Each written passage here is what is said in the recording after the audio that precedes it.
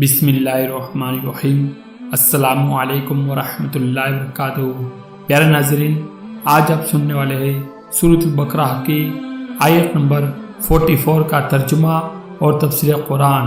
तो आइए शुरू करते हैं।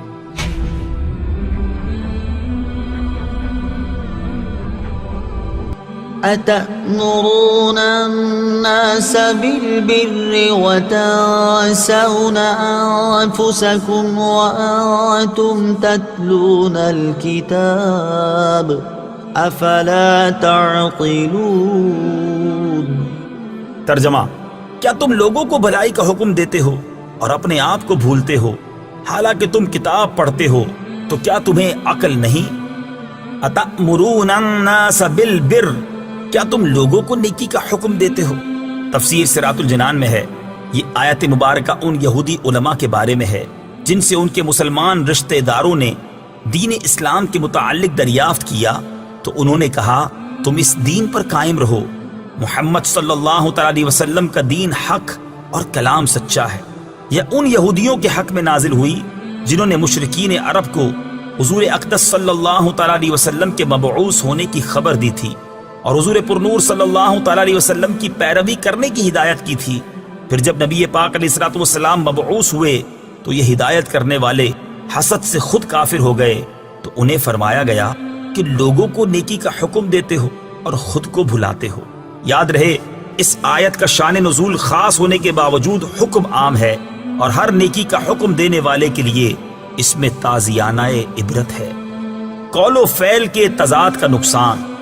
یہاں ایک بات ذہن نشین رکھیں کہ معمولی فساد اس وقت بہت بڑے فتنے اور تباہی کی شکل اختیار کر لیتا ہے جب اس کا ارتکاب کرنے والے خود وہ لوگ ہوں جو دوسروں کو تو بھلائی کا حکم دیتے ہوں، لیکن جب ان کے عمل سے پردہ اٹھے تو معلوم ہو کہ گناہوں کے سب سے بڑے مریض یہی ہیں۔ انہیں یاد رکھنا چاہیے کہ قول و فعل کا تضاد اور خلوت و جلوت کا فرق دنیا و آخرت دونوں کے لیے بہت نقصان دہ ہے۔ دنیا میں تو یہ اس قدر نقصان دہ ہوتا ہے کہ ایک مرتبہ کسی کے متعلق یہ تضاد ثابت ہو جائے تو لوگ زندگی بھر اسے منہ لگانا پسند نہیں کرتے، بلکہ ایسوں کے عمل کو دیکھ کر نہ جانے کتنے لوگ ہمیشہ کے لیے دین ہی سے متنفر ہو جاتے ہیں، اور آخرت میں اس کا نقصان کتنا زیادہ ہے اس کا اندازہ اس روایت اور حکایت سے خود ہی لگا لیجئے۔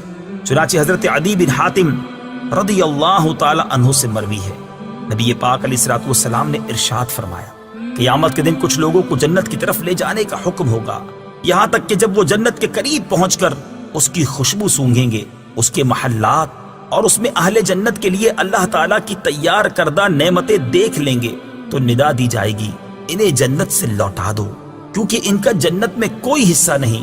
یہ ندا سن کر وہ ایسی حسرت کے ساتھ لوٹیں گے کہ اس جیسی حسرت کے ساتھ ان سے پہلے لوگ نہ لوٹے ہوں گے۔ پھر وہ عرض کریں گے، یا رب عز و جل، اگر تو اپنا ثواب اور اپنے اولیاء کے لیے تیار کردہ نعمتیں دکھانے سے پہلے ہی ہمیں جہنم میں داخل کر دیتا تو یہ ہم پر زیادہ آسان ہوتا۔ اللہ تعالیٰ ارشاد فرمائے گا، میں نے ارادتاً تمہارے ساتھ ایسا کیا ہے، اور اس کی وجہ یہ ہے کہ جب تم تنہائی میں ہوتے تو بڑے بڑے گناہ کر کے میرے ساتھ اعلان جنگ کرتے، اور جب لوگوں سے ملتے تو عاجزی و انکساری کے ساتھ ملتے تھے۔ تم لوگوں کو اپنی وہ حالت دکھاتے تھے جو تمہارے دلوں میں میرے لیے نہیں ہوتی تھی۔ تم لوگوں سے ڈرتے اور مجھ سے نہیں ڈرتے تھے۔ تم لوگوں کی عزت کرتے اور میری عزت نہ کرتے تھے۔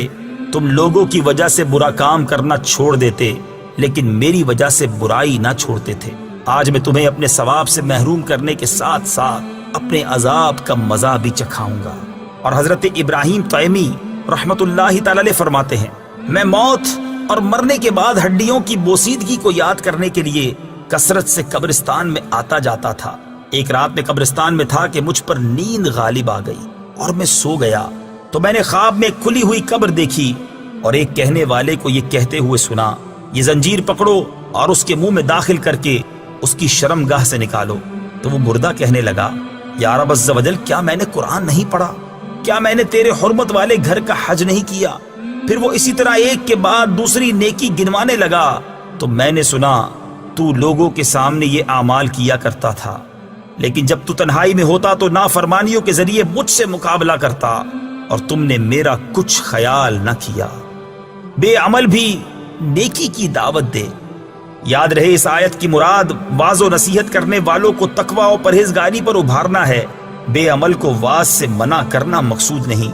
یعنی یہ فرمایا ہے کہ جب دوسروں کو واعظ و نصیحت کرتے ہو تو خود بھی عمل کرو، یہ نہیں فرمایا کہ جب عمل نہیں کرتے تو واعظ و نصیحت کیوں کرتے ہو، کیونکہ عمل کرنا ایک واجب ہے اور دوسروں کو برائی سے روکنا دوسرا واجب ہے۔ اگر ایک واجب پر عمل نہیں تو دوسرے سے کیوں رکا جائے؟ حضرت انس بن مالک رضی اللہ تعالیٰ عنہ فرماتے ہیں، ہم نے عرض کی یا رسول اللہ صلی اللہ تعالیٰ علیہ وسلم، ہم اس وقت تک دوسروں کو نیک اعمال کرنے کی دعوت نہ دیں جب تک ہم خود نیک اعمال نہ کرنے لگ جائیں، اور ہم اس وقت تک لوگوں کو برے کاموں سے منع نہ کریں جب تک ہم خود تمام برے کاموں سے رک نہ جائیں۔ حضور اقدس صلی اللہ تعالیٰ علیہ وسلم نے ارشاد فرمایا، ایسا نہ کرو بلکہ تم نیک اعمال کرنے کا حکم دو، اگرچہ تم خود تمام نیک اعمال نہیں کرتے، اور برے اعمال کرنے سے منع کرو اگرچہ تم تمام برے اعمال سے باز نہیں آئے۔ الحمدللہ، آج کے لیے بس اتنا ہی۔ اللہ تعالیٰ سے دعا ہے کہ جو کچھ بھی سنا اسے یاد رکھنے، اس پر عمل کرنے اور دوسروں تک پہنچانے کی سعادت نصیب کرے۔